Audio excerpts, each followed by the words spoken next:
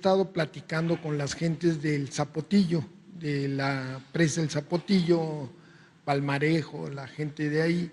Ellos están muy agradecidos con, pues, que se paró, con lo que se decidió para esa presa y terminarla y que haya agua para Guadalajara, pero sin embargo ellos están pidiendo ahora que si se pudiera cancelar el decreto que emitió el presidente Ernesto Zedillo en el 95, porque ellos quieren un nuevo y quieren saber también qué pasó con el crédito que dio Banobras a Abengoa, porque la idea original no es solo llevar hasta inundar los pueblos, sino hacer un acueducto de 40 kilómetros a León para llevar agua, cuando no, el cauce del Río Verde no alcanzaba para eso. Y que por eso se tomó la decisión de parar esa obra, que es desde el 2008, cuando fue presidente Felipe Calderón Hinojosa. Entonces ellos quieren saber, porque hay una demanda de Abengoa, la concesión se la dieron a una empresa española que se llama Abengoa, y pues nomás en 15 años no construyó nada, construyó 2 kilómetros de 40, y ya no está pagando el crédito que le dio Banobras, inclusive, y está demandando a la Conagua, esta empresa. Entonces ellos quieren saber si se puede hacer un nuevo decreto que cancelen el del 95, porque pues es una casa nueva, ellos lo dicen así. Entonces quieren Sí, una… sí.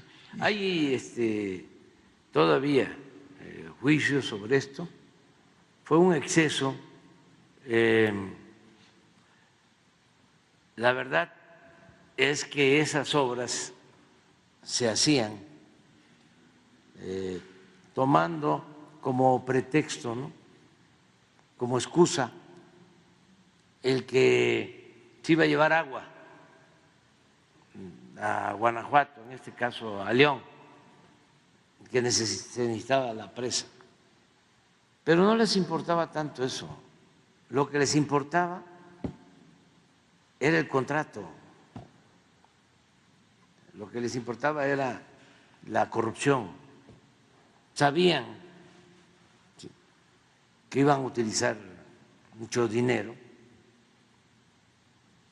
y que iban a incumplir. Así hay muchas cosas. En Pemex, por ejemplo, durante muchos años del periodo neoliberal, la mitad de la inversión de Pemex se orientó al norte, a Chicontepec, a las aguas profundas,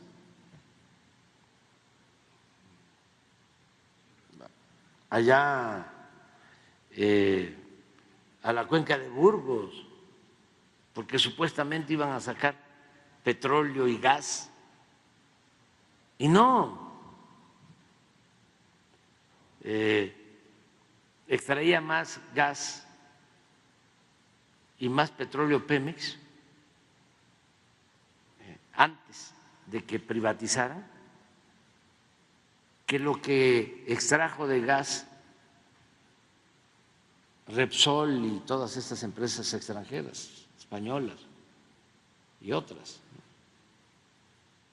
Pero ¿les importaba sacar el petróleo?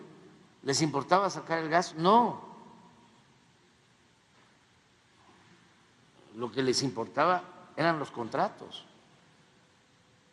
No sacaban petróleo, no sacaban gas. Además, ¿cómo no iban a saber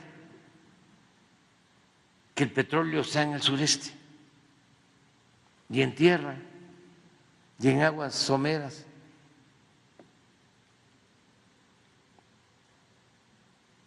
Pero a ese nivel se llegaba, a que se entregaban contratos jugosos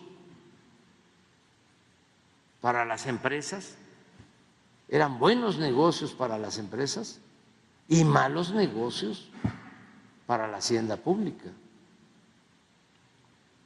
Entonces esa presa pues no iba a tener futuro, no iba a llegar el agua a León, eso lo usaron como un parapeto, una pantalla. Más, ¿cómo se proyecta una obra? Van a desaparecer 3 pueblos, van a poner un acueducto por todos los altos y los productores de los altos de Jalisco se iban a quedar con los brazos cruzados viendo pasar cómo se llevaban el agua. O sea, ¿en qué cabeza cabe? Pues solo en la cabeza de los corruptos. Y sí, yo entiendo, pues la gente, y en otros casos sucede lo mismo. En el caso, por ejemplo, de Mexicali, cuando se clausura lo de la cervecera, ahora lo que me están pidiendo es un decreto para cancelar en definitiva el proyecto, porque mucha gente tiene la preocupación de que al terminar el gobierno puedan revivir estos proyectos. Eso es lo que tienen miedo. Sí, pero sí vamos a dejarlos cancelados, todos estos proyectos. Sí tenemos ese compromiso y lo vamos a hacer. Y tanto Conagua como la Secretaría de Gobernación están viendo lo de las denuncias penales, pero sí se está analizando. Lo de Abengoa, ¿no? Sí, lo de Abengoa y otros. Es que, a ver, los jóvenes,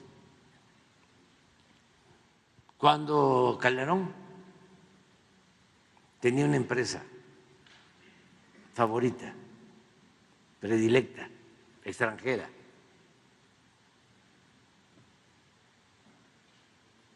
era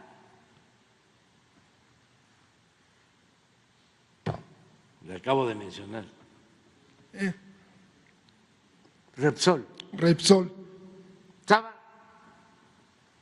en todo. Llegaron a firmar en la Secretaría de Gobernación, cuando estaba el finado que falleció en un accidente, secretario de Gobernación, Muriño. Juan Camilo Muriño. Esa empresa firmó un contrato con la Comisión Federal de Electricidad de entonces por 25,000 millones de dólares, sin licitación, de manera directa, para traer gas del Perú. Y cuando entregaron el contrato, ya se sabía, o sea, antes de que se firmara el contrato, los de Repsol fueron al Perú a decir que ya tenían el visto bueno del gobierno mexicano. Y firmaron. A Repsol le dieron lo de la cuenca de Burgos, bajo el supuesto de que iban a extraer más.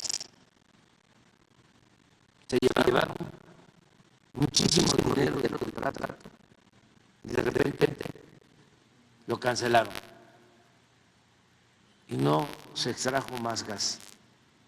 Lo mismo este gas del Perú, se canceló el contrato y no les afectó en nada. Pemex tenía acciones El 9%. en Repsol, Y no tenía asiento en el... no, No los dejaban nada. y vendió las acciones. Nada más que si valían $1, se las vendió en 20 centavos.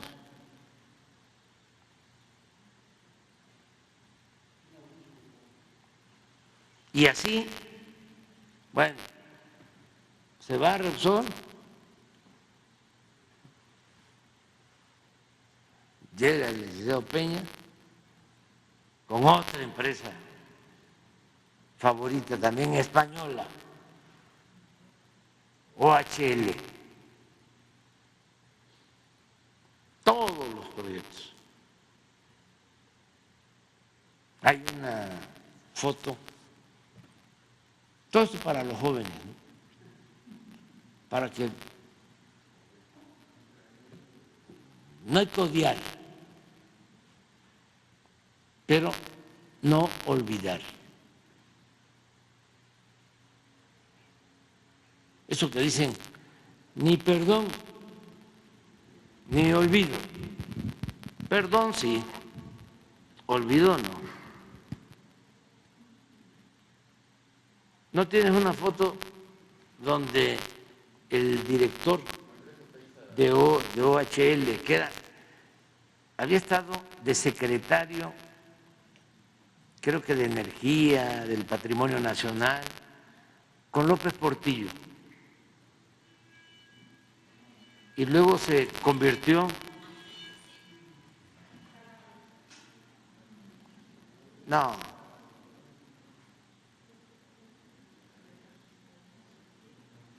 se escucha. Muy poco, ¿sí? Moderado. ¿Cuánto?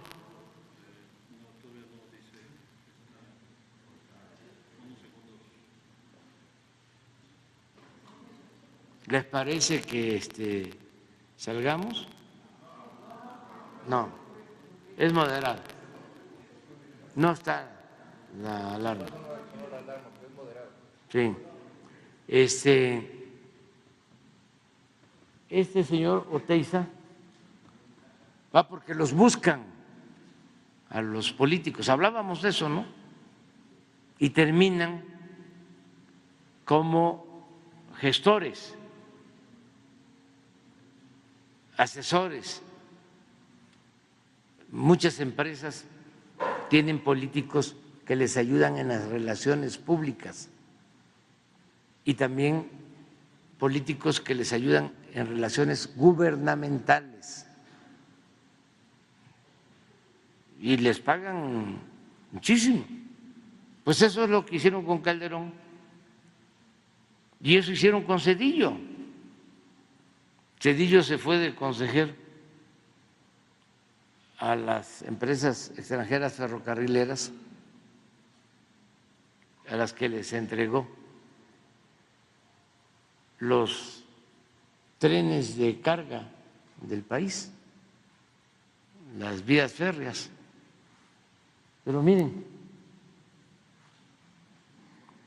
esto es esta imagen, le está reclamando, pues al menos así aparece.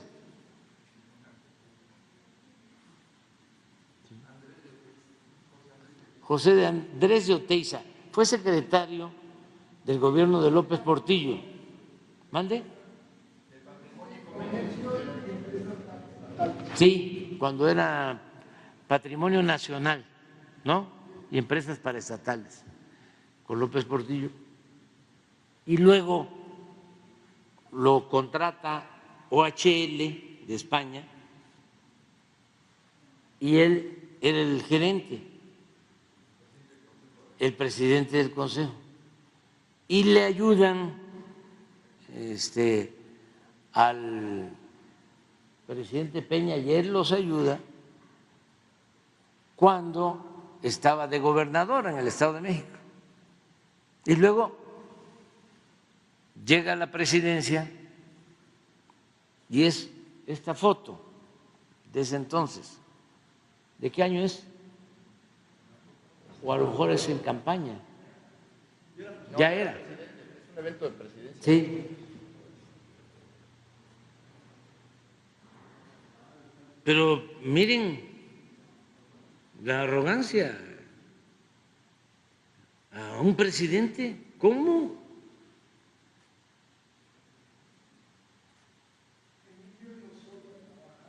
Ah, exactamente. Emilio Lozoya, que fue después director de Pemex, trabajaba en OHL.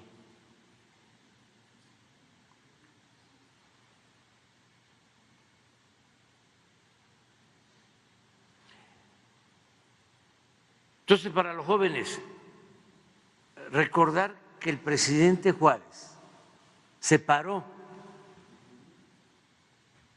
el poder civil del poder eclesiástico, porque a Dios lo que es de Dios y al César lo que es del César. Eso lo llevó a cabo el presidente Juárez, la separación de estos poderes con las reformas liberales.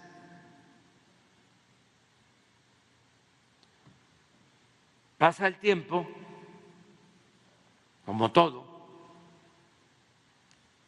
y se mantienen o se unen el poder económico y el poder político.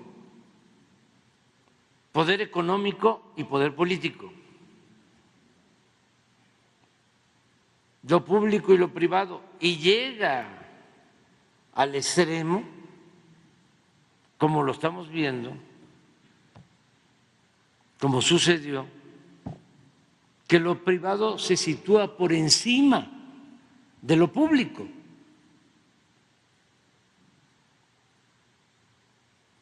Primero se alimentan y se nutren mutuamente.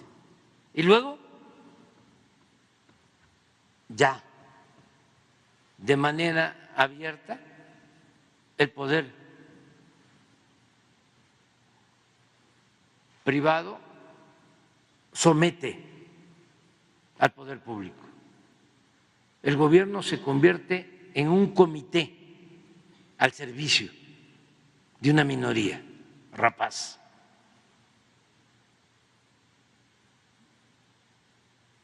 Por eso un migrante en San Quintín, en la campaña, me dice, vamos a ganar, pero no olvide que así como el presidente Juárez separó el poder público del poder eclesiástico, ahora lo que se necesita, urge, es separar el poder económico del poder político y que el gobierno represente a todos, a ricos y a pobres, y que sea independiente, que no esté subordinado, sometido. Y eso en esencia es la democracia, porque lo otro es oligarquía, es el poder de una minoría. Entonces, ¿qué pasaba? Eran las empresas y los influyentes los que dominaban. Entonces, eso no era sano para nuestra república, para nadie. Hablaba yo de don Antonio Ortiz Mena y en sus memorias menciona de que era necesario imprescindible la participación de las empresas y que se facilitara en México la posibilidad de que las empresas hicieran negocios lícitos, pero agregaba, procurando que obtengan utilidades razonables, que no atraquen.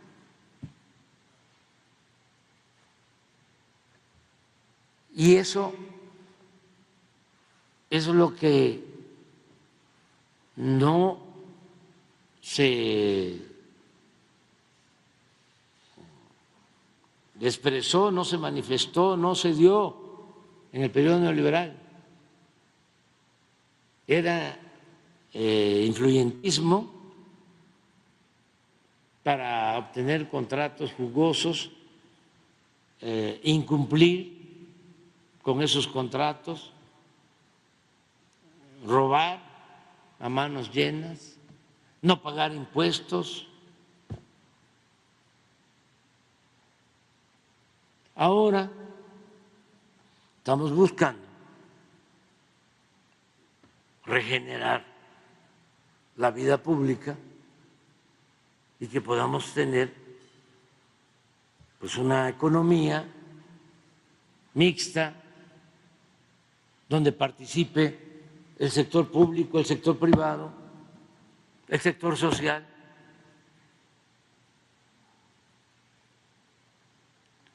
Con reglas claras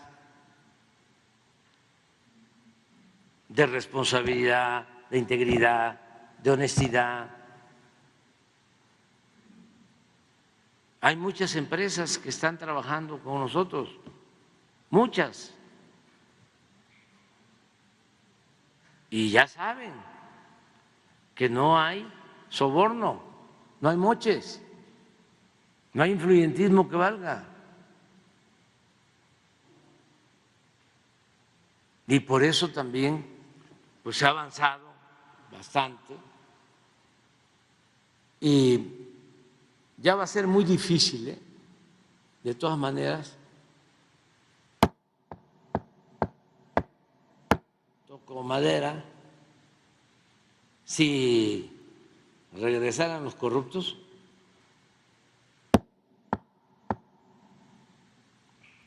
cruz, cruz, cruz, que se vaya el demonio y que venga Jesús. Sería muy difícil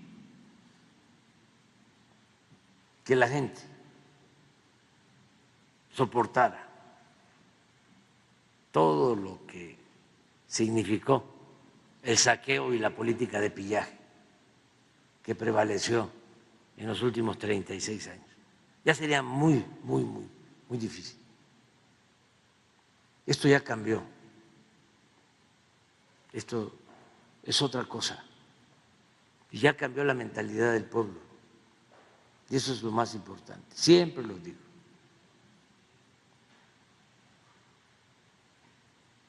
Ya no podrían hacer las reformas que hicieron. Esa que queremos enmendar, la reforma de pensiones.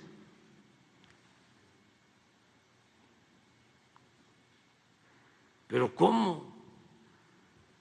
Imagínense quitarle a los trabajadores un derecho constitucional.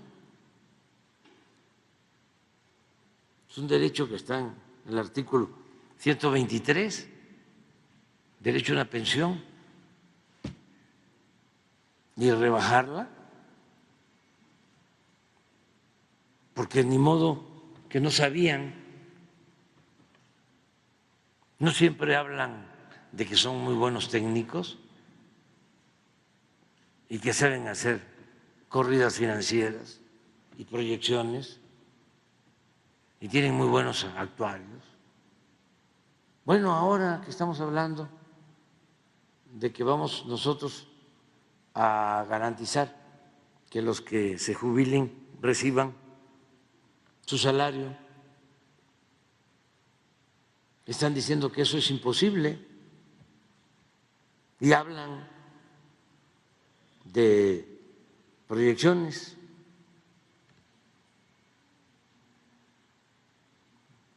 Recuerdo que cuando era jefe de gobierno y decidimos entregar la pensión a los adultos mayores aquí en la ciudad, lo mismo salieron los técnicos, es decir, no va a sostenerse, no va a alcanzar. ¿De dónde? Ya alcanzó. Y cada vez más, porque ahora aumentó 25%. De un año para otro es un aumento de 150,000 millones de pesos. Y universal. Y alcanza.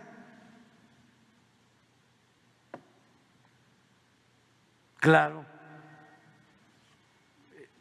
ya no hay la corrupción que imperaba y por eso alcanza. ¿Cuánto hemos ahorrado en el tiempo que llevamos por no permitir el huachicol? Ya llevamos más de 300,000 millones ahorrados. ¿Cuánto les dije que aumentó la pensión? 150,000.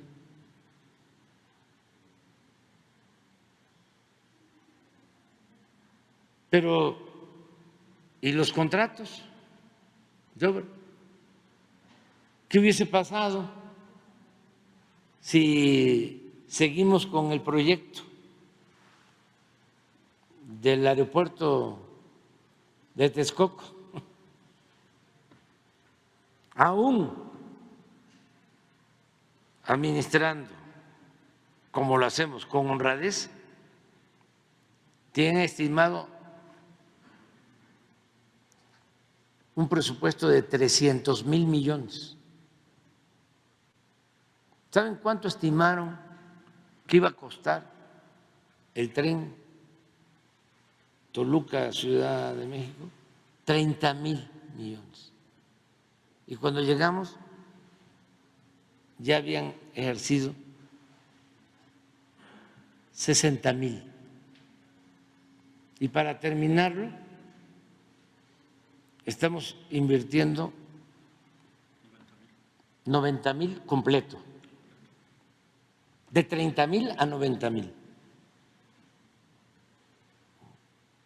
Que por cierto, hicieron un escándalo porque se derrumbó una novela, sí. Sí, qué bárbaro, ¿no? Salió en todos lados, pero tenemos suerte. La suerte cuenta mucho en todo. Por eso no siempre hay que estar pensando en lo racional, lo místico, la suerte, todo ayuda. Imagínense, todavía estaríamos escuchando los gritos en los programas de radio, acompañando a los deudos.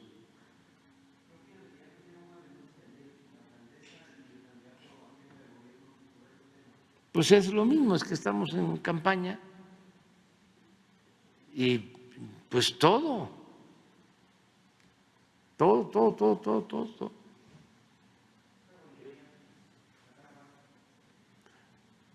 Sí, es temporada de sopilotes. Es buenísimo el libro de Paco Ignacio, se llama así, temporada de sopilotes, se los recomiendo. sí, describe toda la oposición que se fue gestando en contra del presidente Madero hasta su asesinato. El papel de los militares porfiristas, de los legisladores, sobre todo de la prensa, de los intelectuales de entonces, del innombrable embajador de Estados Unidos en México, Wilson, ya lo nombré, el peor embajador que haya tenido Estados Unidos en México, el más intervencionista, el más prepotente, el de más malas entrañas.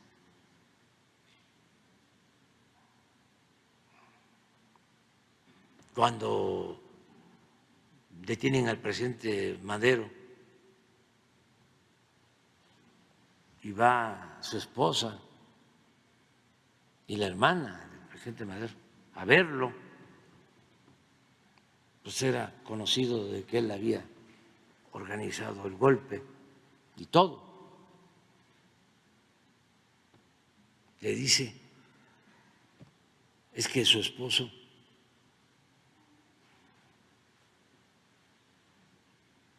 tiene la culpa porque no me hizo caso.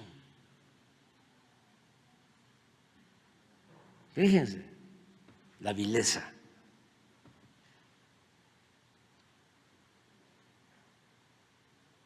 Entonces, son momentos, ¿no?, muy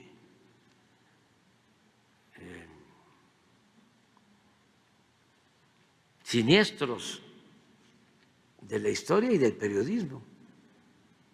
Y ahora hay algo parecido, no tanto, porque afortunadamente hay medios independientes y periodistas libres y las redes sociales, pero antes estaba muy duro, muy difícil. ¿No pones la portada del libro? El de Paco Ignacio para los jóvenes es buenísimo, se los recomiendo. Se habla de la decena trágica y la verdad fue la quincena trágica, porque tardó más, pero se le conoce como decena trágica. Cuenta todo eso, hasta las confesiones del asesino de Madero, de apellido Cárdenas, y desde luego la vida de Huerta. Hay que leerlo.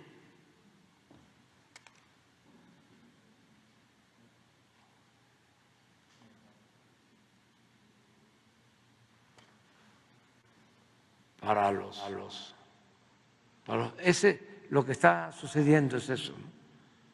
Están ahí esperando temporada de Sopilotes.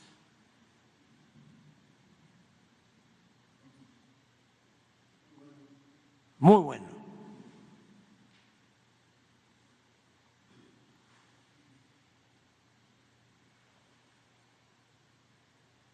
Es una historia narrativa de la decena trágica.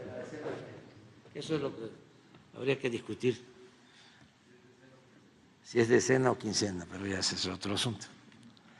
Pero es muy bueno, además. Paco Ignacio es de los mejores escritores del país, de los mejores.